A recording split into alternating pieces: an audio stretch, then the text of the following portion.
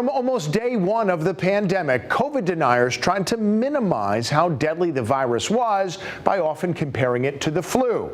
Well, by now, 1 million deaths later, we know it was far more deadly, even on a case-by-case basis. But is it still?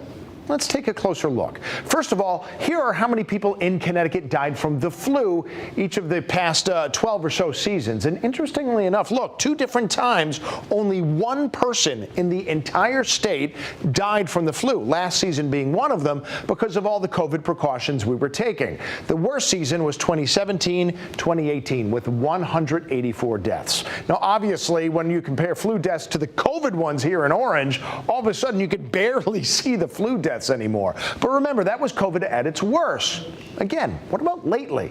Again, let's use those 184 flu deaths as a comparison. Considering flu seasons last about 6 months, we can say that's about 1 death a day on average. So I put that here for comparison in orange. This is the number of COVID deaths per day, the 2-week rolling average of COVID deaths per day over the past couple of months. And as you can see, it is always higher, often 3 to 5 times higher now than the flu was at its worst point in the last 12 years.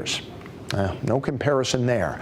How deadly, though, is it on a case-by-case basis? Like we said, that's hard to figure out because so many infections went undetected. But over the course of the pandemic, as testing became more available and as the virus got less deadly, the number of known cases that ended in death, that percentage dropped. We're currently now at right about 1 1/3%. And for this year alone, it's less than half of that at 0.6%. But as we've learned the hard way, death rates don't mean much unless you also factor in contagiousness, and COVID is almost as contagious as it gets. I'm Tim Lammers, Fox 61 News.